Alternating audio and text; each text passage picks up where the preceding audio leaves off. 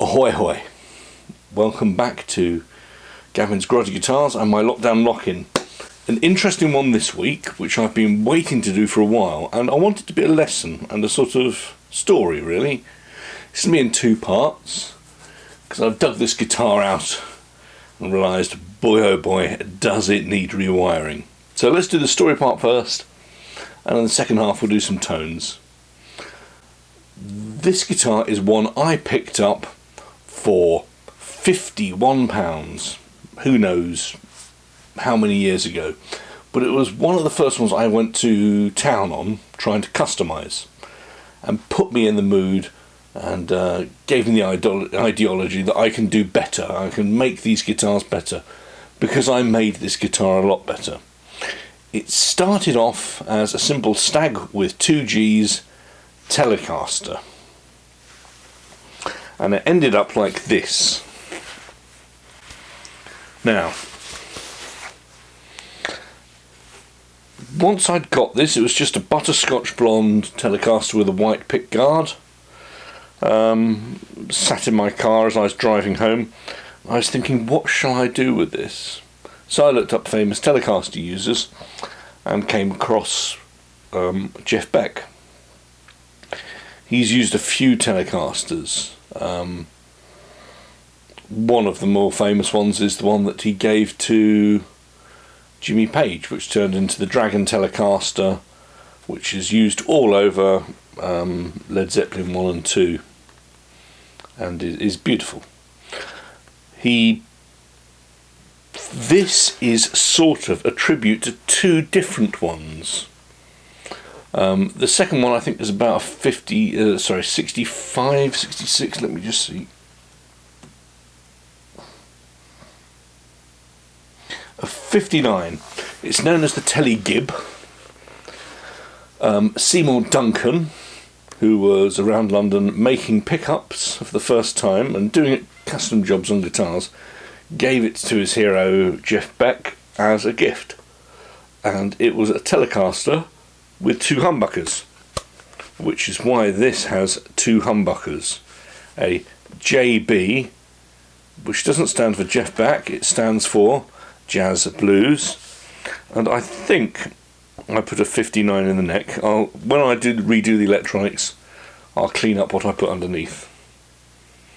So I thought that was great as one of the first real custom humbucker led guitars. There's a bit of a rocking thing that was designed specifically for Jeff Beck. That's lovely, I'll copy that. But the guitar itself was a bit boring, so I went back to one of his earlier ones, which was a 54 Esquire, and it had previously been owned by somebody else who had taken his sander to it and given it a nice arm carve and given it a belly carve in the back. I took to that idea and I thought, yes, those are two things I don't like about Telecasters which can be solved here. So it was literally my first ever go at customising guitars. I took the neck out and I used whatever tools I had in my mother's garage at the time. And this is 15, 20 years ago. And I didn't have much. And it took me months. What I did have was photos of what the Esquire looked like. So there's specific scrapes where it's been sanded, scrapes on the back. I tried to copy bit for bit.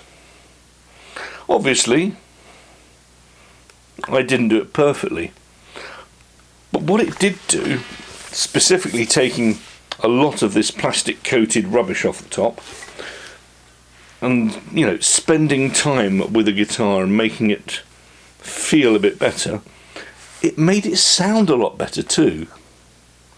And for years this was my knock around second guitar. If I had to play a gig, this would be the one hand sat behind the amp in case I broke a string.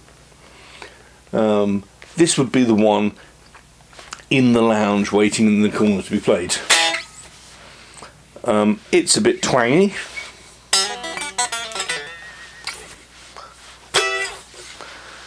It's a Telecaster. It's got non-compensated bridge there. Hasn't got a brass bridge. It has a 4-way switch, which upon checking it earlier today I realised is all wrong.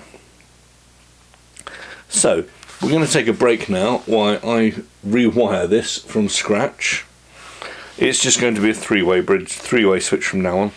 Shall I put in coil tapping? Not sure, don't know yet. But Lord knows what that switch does, because yeah, it's not good. The bonus points of this is that it got me into doing up guitars. It made me realise that putting a bit of your own character, spending a bit of time with pieces of wood and sandpaper, really add character and a bit of beauty to the guitars. I would thoroughly advise anybody out there, and this is why I quite like Stagg's, because it came out so well. Go and get yourself a £50, £60 guitar on eBay. Get your sander out of the garage. Get a screwdriver to make some scratches. Make it your own. Change the pickups. I know the wiring's bad on this at the moment, that it's going to be better in the future, but it was better than what it was before. Make yourself a strap. Find an old belt. That's what I did. Best strap I've ever had on a guitar, this. And for no money whatsoever, you know, apart from the pickups. So, let's go away, rewire, and see what it sounds like.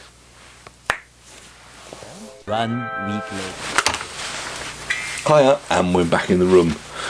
I've spent about a week on this, and a great week it's been. What have I done?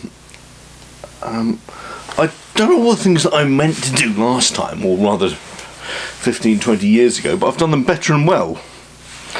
So, actual pickup ring for the top pickup, which is a Seymour Duncan Jazz pickup.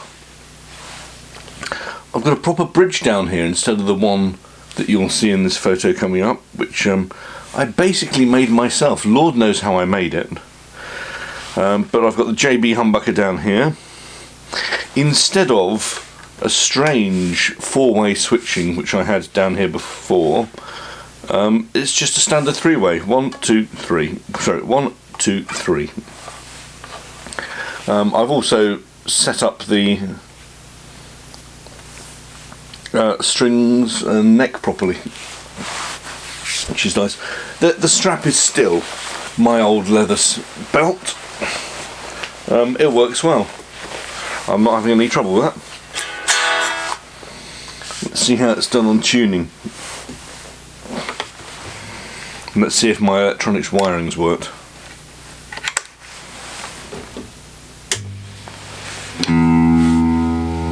Ooh, loud.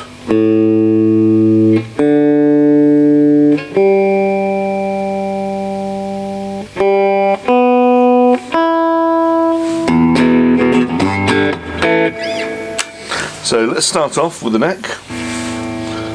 Immediately, which you may not be able to pick up on, it is louder.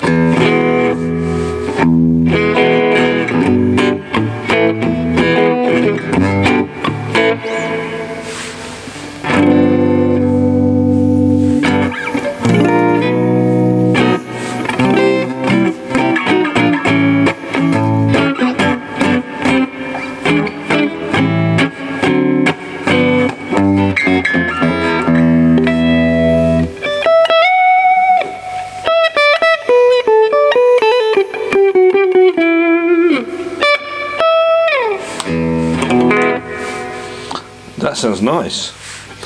As usual, everything is just on midway. I haven't refined any of the sound at all, so that when I'm playing these guitars, you can hear them directly comparable. So bridge, which is the JB. Oh.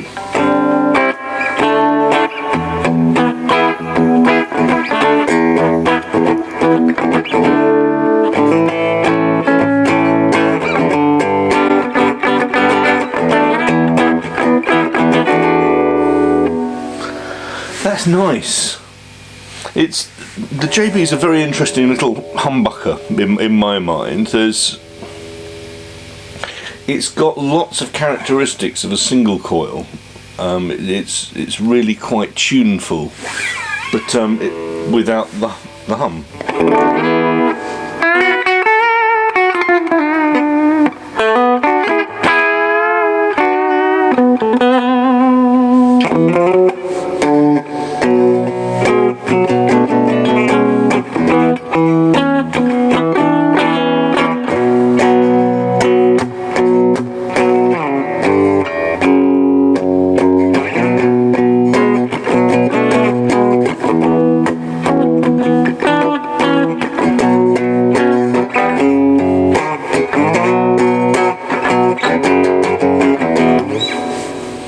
Let's see what they sound like both together.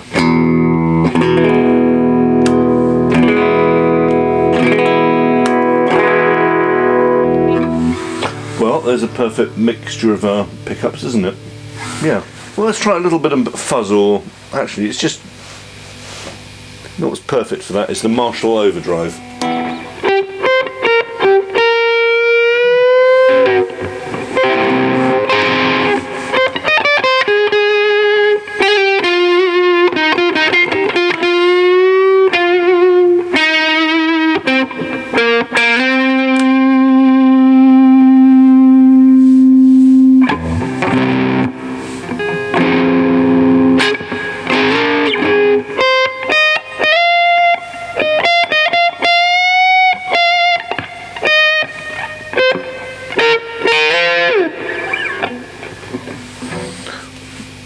I think I've created a monster.